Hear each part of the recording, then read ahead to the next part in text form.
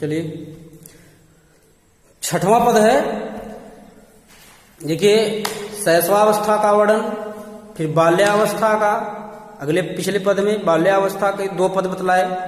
अब किशोरा अवस्था, जब किशोरा अवस्था हो जाती है, 12 वर्ष के हो जाते हैं, 12 वर्ष के बाद के, तब जो है उसके बाद की लीला का वर्णन करते हैं। प्रस्तुत पद में सूरदास जी कहते हैं कि सारी की सारी जितनी गोपिकाएं हैं, सारी की सारी गोपिकाएं कन्हैया के दर्शन के लिए, दर्शन मात्र के लिए तरसती रहती थी। अब कल्पना करिए कि कन्हैया कितने सुंदर रहे हों। कन्हैया के घर के बाहर गोपिकाओं की सुबह सुबह लाइन लगी रहती थी कि कब कन्हैया निकले और कब उसका दर्शन करें और कब उसका चुम्मा लें। तो एक बार उसके माथ को चूमने के लिए, उसके दर्शन के लिए, उसके दर्शन मात्र के लिए गोपिकाओं की लाइन लगी रहती थी। तो एक बार गोपिकाओं ने अपने मन में सोचा कि यार कन्हैया को मुरली से बहुत प्रेम है, और मुरली से इतना प्रेम है कि मुरली से इतना अत्यधिक प्रेम करता है कि मुरली के अलावा हम लोगों की तरफ देखता भी नहीं। हम लोग उससे इतना प्रेम करते हैं, इतना प्रेम करते हैं, लेकिन हम लोगों के प्रेम के जवाब में वो पता नहीं बंसी में क्या है कि वो बंसी को बजाने में दिन भर लिप्त रहता है। और बात ये भी है कि बंसी को 1 सेकंड के लिए अपने से अलग भी नहीं करता। जब सोता है तो यहां करदनी में खोस लेता है, जब चलता है तो बजाता रहता है, या चलता है तो हाथ में लिए रहता है, करदनी में खोस लेता है, लेकिन कभी अपनी शरीर से उस बंसी को, उस मुरली को कभी अलग नहीं करता।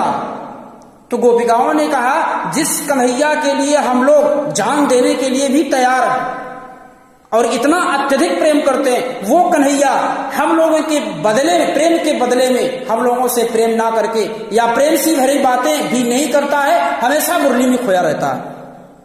तो मुरली में ऐसी क्या चीज है, या मुरली में ऐसा कौन सा प्रेम है, या मुरली ने ऐसा कौन सा जादू फेंक दिया है कि मुरली को छोड़ करके हम लोगों की तरफ देखता भी नहीं। तो वही सखियों ने, सूरदास सखियों ने कहा कि सारी सखियां एक ग्रुप, एक समूह बनाती कि ऐसा करते हैं कि जिसने हमारे प्रेम में व्यवधान पहुंचाया उसी को हम लोग छीन लेते, चुरा लेते। जब वही कहे न रहे बांस न बजे बांसुरी, जब बांसे नहीं रहे तो बांसुरी क्या बने। तो अगर मुरली उसको अत्यधिक प्यारी है तो मुरली से उसका ध्यान कभी हटता नहीं है, मुरली के अलावा हम लोगों की तरफ कभी देखता नहीं है, तो ऐसा करते हैं तो मुरली को ही चुरा लेते। गोपिकाओं ने ऐसी योजना बनाई, षड्यंत्र रचा, किसके खिलाफ? कृष्ण के खिलाफ, कि जिस मुरली से इतना अत्यधिक प्रेम करता है, मैं उसकी मुरली को ही चुरा लेती, न रहे बांस न बजे बांसुरी। तो कह रहे सारी सखियां, एक सखी दूसरे सखी से कहती है कि सखी रे मुरली लीजे चोरी। इसको पहले मैंने बताया था कि इसको स्वर से गाया जा सकता है कि सखी रे मुरली लीजे चोरी, और जिन गोपाल की है अपने बस, और प्रीत सबन की तोरी, सखी रे मुरली लीजे चोरी। इसके मैंने पहले बताया था कि गेय पद, जितने भी पद हैं सारे के सारे पद गेय हैं, मतलब गाया जा सकता है इनको स्वर में। तो मैंने आपको एक लाइन गा के बता दिया कि सखी रे मुरली लीजे चोरी, और जिन गोपाल की है अपने बस, और प्रीत सबन की तोरी, सखी रे मुरली लीजे चोरी। और छिन एक घर भीतर निस्वासर, और धरत न कब हूँ छोरी, और सखी रे मुरली लीजे चोरी। तो इसको इस तरह से गाया जा सकता है। तो सारी वो एक गोपिका दूसरी गोपिकाओं से कहती है कि ऐसा है, न रहे बांस न बजे बांसुरी, मुरली को ही चुरा लेते। हमारे और कन्हैया के प्रेम में जो सबसे बड़ा व्यवधान है जो सबसे बड़ी सौतन जिसे कह सकते हैं। एक औरत अपने सौतन का डाह, सौतन की जलन कभी बर्दाश्त नहीं करती। अगर उसका पति किसी दूसरी स्त्री की तरफ अगर देखता है या उससे ज्यादा मिलता जुलता है, भले उसका संबंध भाई बहन का हो या कुछ और, लेकिन औरत को अगर उसकी पत्नी को इस बात का पता चलता है तो वह कभी बर्दाश्त नहीं करेगी। तो गोपिकाएं जो हैं वो कृष्ण से प्रेम करती है, और जब उनको पता चलता है कि हम उससे प्रेम करते हैं कन्हैया से, और कन्हैया किसी और से प्रेम करता है, तब उनको बड़ा बुरा लगता है कि जिससे प्रेम करता है उसी को नष्ट कर दो, उसी को छीन लो उससे। तो वही कह रहे हैं, सखी एक सखी कहती है दूसरी सखी से कि सखी रे मुरली लीजे चोरी, हे सखियों आओ हम सब लोग मिल करके कन्हैया की मुरली को ही चुरा लेते। लेकिन मुरली को चुराएंगे तब जब वह अपने शरीर से उसको अलग करेगा। जैसे आपके मोबाइल को चुराने की बात तो तब आती है जब अपने आप मोबाइल को अपने शरीर से अलग रखें। जैसे मान लीजिए आप यहां सो रहे, वह अलमारी पे आपने मोबाइल रख दिया, तब मैं उसको चुरा सकता हूं। लेकिन जब जेबा में ठेसे हो, सोते जागते उठते नहाते खाते, तो कोई अवसर ही नहीं चुराने का। तो वही कह रहे हैं कि जिन गोपाल, गोपिका सखी कहती है एक दूसरी सखी से कि जिसने गोपाल माने कन्हैया को अपने बस में पूरी तरह से अपने बस में कर लिया। अपनी पूरी तरह से अपने बस में करने का तात्पर्य यहां पर यह है कि मुरली कहती है कन्हैया चल तो कन्हैया चलता है, मुरली कहती है कन्हैया सो जाओ तो कन्हैया सो जाता है, मुरली कहती है कन्हैया खाओ तो कन्हैया खाता है, मुरली कहती है कन्हैया दौड़ो तो कन्हैया दौड़ता है। तो इस तरह से वह कहती है कि अपने बस, मुरली ने गोपाल को अपने बस में पूरी तरह से कर लिया। लेकिन हम लोग अनन्य निश्चल प्रेम कन्हैया से करते हैं, हमारी तरफ देखता ही नहीं, पता नहीं क्या जादू टोना कर दिया है।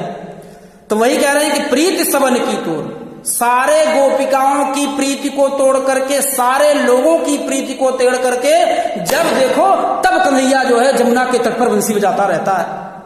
हम लोग बेवकूफ हैं जो कन्हैया से प्रेम करते हैं। हम लोगों का प्रेम का कोई मोल ही नहीं, हम लोगों की प्रेम की भावनाओं को, भाषाओं को समझ ही नहीं रहा। तो समझ नहीं रहा है तो जिसके कारण नहीं समझ रहा है उसी कारण को हम लोग समाप्त कर देते हैं। तो कह रहे हैं कि प्रीत सबन की तोड़, सभी लोगों की प्रेम की ओर, प्रीति को तोड़ करके या प्रेम की ओर ध्यान ना देते हुए जो है उसको, उस कन्हैया को उस मुरली ने पूरी तरह से अपने वश में कर लिया है। करे छिन एक घर भीतर निशिवासर अधरत न कबहू चोर। समस्या तो तब उत्पन्न होती है कि देखो छिन माने एक क्षण के लिए, एक सेकंड के लिए, कह रहे घर एक भीतर, चाहे घर में रहे, बाहर रहे, चाहे भीतर रहे, अनिशिवासर, चाहे रात हो चाहे दिन हो, निश माने रात, वासर माने दिन, कह रहे चाहे रात हो चाहे दिन हो, चाहे घर में हो चाहे बाहर में हो, चाहे जहां भी हो, धरत न कबहू छोड़, छोड़ माने छोड़ करके, धरत माने रखता है, कभी भी अपने शरीर से वह अलग नहीं करता, कभी भी अपने शरीर से मुरली को अलग नहीं करता। तो चुराओगे कब? अपने शरीर से मुरली को अलग ही नहीं करता है। इतना हमारे पास समय ही नहीं है या अवसर ही नहीं है कि हम उस मुरली को चुराएं। तो कह जब देखो 24 घंटा मुरली जो है उसी से चिपकी रहती है। उसी तरह जैसे कोई नायिका जो होती है वो अपने नायक को अगर किसी दूसरी अन्य नायिका से बात करते हुए देखती है या उसका नायक किसी दूसरी नायिका से चिपका रहता है तो उसको अत्यधिक जलन होती है और उसके मन में यह विचार आता है कि ऐसा करते हैं कि जिस कारण से उसने हमारे प्रेम को तोड़ा है, हमारे प्रेम को नहीं समझ रहा है, उसी कारण को हम समाप्त कर देते हैं। बात समझ रहे हो? तब क्या होता है? तब पति को छोड़ करके और दोनों औरतों में झगड़ा हो जाता है, बाल पकड़ के मारी मारा पटकी पटका हो जाता है, लाठी डंडे चल जाते हैं कि या तो तुम रहोगी या तो हम रहेंगे। कन्हैया से प्रेम एक ही कर सकता है, या तो मैं करूंगी या तो तुम करोगी, या तो तुम इसको छोड़ दो या तो मैं छोड़ दूं। तो मैं तो छोड़ने वाली नहीं हूं, अब तुम्ही को मुझको रास्ते से हटाना है, तुम्ही को समाप्त करना है। तो कह रहे हैं कि जो है कबहू कर कबहू अधरन। गोपिका कहती है दूसरी गोपिका से कि कबहू कर, कभी वो हाथ में पकड़े रहता है, कर माने हाथ, कबहू अधरन, कभी होठों पे रख के बजाता है, कभी हाथ में लिए रहता है, कभी होठों पे रख के बजाता है। कटी कबहू खोसत जोरी, कभी कटी माने कमर, कभी कमर में खोस लेता है, कभी हाथ में लिए रहता है, कभी मुंह में लगा के होठ में लगा के बजाता है, और जब कुछ कोई और काम करना हो जाता है तो वो कमर में खोस लेता है बंसी को। तो कह रहे हैं कि फिर कह रहे हैं ना जानो कछु मेली मोहनी राखे अंग अंग भोरी।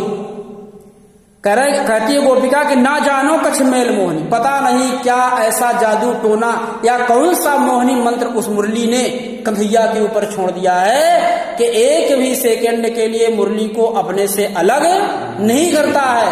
अब गोपिकाओं ने पूरी तरह से षड्यंत्र रच लिया है कि किसी न किसी तरीके से मुरली को कन्हैया से अलग ही करना। कहती है गोपिका कि पता नहीं सखी, पता नहीं क्या जादू टोना क्या मोहनी मंत्र फूंक दिया है कि जो है कुछ समझ में नहीं आ रहा है कि कन्हैया जब देखो तब उस मुरली से चिपका रहता। तो कह रहे राखे अंग अंग भोर, कह रहे जिसको कहते हैं ना कि फलाने का प्रेम हमारे रग रग में समाहित हो गया, या फला चीज हमारे रग रग में समाहित हो गई, हमारे रोम रोम में विद्यमान है। तो वही यहां पर इस लाइन के कहने का अर्थ है कि राखे अंग अंग भोर, अंग अंग में, कन्हैया के अंग अंग में, रोमा रोमा में मुरली समाहित है, या मुरली ने अपना जादू टोना कर दिया या अपना प्रेम छोड़ दिया। इसीलिए मुरली के पीछे कन्हैया दीवाना रहता। जो जिस व्यक्ति को जो चीज अत्यधिक प्रिय होती है उसके समीप वह ज्यादा रहना चाहता है या उसको छोड़ना नहीं चाहता। हमारे लिए मोबाइल हमारा बहुत प्रिय है, इसलिए हम मोबाइल को कभी छोड़ते नहीं। मैदान जाए तब, पेशाब करने जाए तब, लेटे रहे तब, सोते रहे तब, जागते रहे तब, लेटे रहते हैं तब वो मोबाइल आप ऐसे चढ़ करके बैठे रहते हैं। कैसा रहो, कोई मोबाइल मैसेज आए व्हाट्सएप फेसबुक का और तुरंत जहां मैसेज बजा वहां तुरंत खोला। तो मोबाइल हमें बहुत प्रिय है, मोबाइल से हमको बहुत लगाव है, इसलिए मोबाइल को हम कभी छोड़ते नहीं। वही स्थिति यहां पर कन्हैया की कि मुरली से बहुत प्रेम है, मुरली का प्रेम उसकी रग रग में, रोम रोम में समाया हुआ है, इसलिए वह मुरली को कभी अपने से अलग नहीं करता। पैसे से व्यक्ति को बहुत मोह होता है, तभी अपने जेवा से कभी अलग नहीं करता, हमेशा अपने जेवा में घुसड़े रहता है। तो इसीलिए कह रही है, फिर कहती हैं, फिर गोपिका कहती है सूरदास प्रभु के मन सजनी अब बधे और राग की दो। कहती है सखी, सूरदास जी कहते हैं कि प्रभु को मन सजनी, भगवान कृष्ण का, कह रहे भगवान कृष्ण जो है उनका मन कहाँ लगा हुआ है? अपनी सजनी में। उनकी सजनी कौन है? मुरली। गोपिका कहती है एक दूसरी गोपिका से कि प्रभु का मन, कन्हैया को मन तो अपनी सजनी में हमेशा लगा रहता है। अरे सजनी का मतलब कि अपनी सजनी में, अपनी सजनी के प्रेम में, अपनी नायिका के प्रेम में कभी कभी नायक इतना खो जाता है कि उसको चाहे 2-4 लाठी पीट दो तो वो नहीं सब चलेगा, कोई हमको मार रहा है। शकुंतला की मैंने कहानी आपको बताई थी, शकुंतला की, जब उनको दुष्यंत से प्रेम हो गया, जब विवाह नहीं हुआ था ऐसे ही प्रेम हो गया, तो प्रेम हो गया तो दुर्वासा ऋषि बहुत क्रोधी ऋषि थी, उनके द्वार पे, शकुंतला के द्वार पे आए, अचानक पानी मांगा उन्होंने। तो वो दुष्यंत के प्रेम में खोई हुई थी। एक टक्करिए, जैसे हम कभी कभी सोचने लगते हैं तो एक टक्करिए देखते हैं पलकों नहीं गिरती है, तो आदमी बगल सामने से चलो जाता है तब वो वैसे देखते रहते हैं, ऐसे ऐसे आंखें करते हैं तब वो आंखें नहीं दिखती। तो इससे लगता है कि इसका ध्यान कहीं दूसरी जगह केंद्रित है। तो शकुंतला का ध्यान पूरी तरह से दुष्यंत पर केंद्रित था। कैसे मैसे दुर्वासा ऋषि ने बुलाया और बुलाने के बाद जब कहा कि उसको पानी पिलाओ, कमंडल में जब गागर से वो पानी उड़ेलने लगी और उड़ेलते समय वह दुष्यंत के प्रेम में खो गई और पानी उड़ेल रही, पानी इधर गिर रहा, कमंडल भर ही है, पानी अब खाले गिरे लगा, वो सोच रही है। दुर्वासा ऋषि कहते हैं बस कर बस कर बस कर, काहे अब यहाँ हो तो बस करे, जब उनकर बात सुनत हो तब तो बस करे, जब सुनते नहीं रहे तो क्या बस करे। हो गई उसके इस आचरण पर क्रोधित होकर के दुर्वासा ऋषि ने उसे श्राप दे दिया कि जाओ, जिसके प्रेम में तुम खोई हुई हो, जिसके प्रेम में तुम खोई हुई, जिसकी याद में तुम खोई हो, उसको तुम भूल जाओ। बस ऋषियों मुनियों का श्राप तो श्राप भूल गई, लगी क्षमा याचना करने। फिर उपाय बताया उन्होंने, तो वही चीज, तो वही गोपिका ने दूसरी गोपिका से कहा कि प्रभु का मन तो सजनी में लगा हुआ है। नहीं, जब शादी होती है तो जोड़े देखो जो होते हैं कैसे मोबाइल से चिपके रहते हैं, वैसा 24 घंटा पता नहीं क्या बतलाते रहते हैं, कुछ समझ नहीं आता। तो कह रहे प्रभु को मन सजनी, कह रहे सखी कहती दूसरी सखी से कि प्रभु का मन तो सजनी में लगा हुआ, अर्थात मुरली रूपी सजनी जो है उसी सजनी में लगा हुआ है और उससे उनको फुर्सत ही नहीं है कि कोई दूसरा काम कर ले। अब कह रहे बंधे और राग की डोर, राग माने प्रेम, बंधे माने बंधे हुए, डोर माने धागा।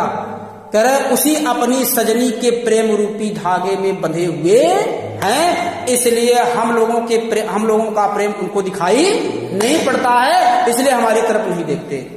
तो एक सीधा सा उपाय है कि किसी साम दाम दंड भेद लगा करके मुरली को चुरा लेना चाहिए।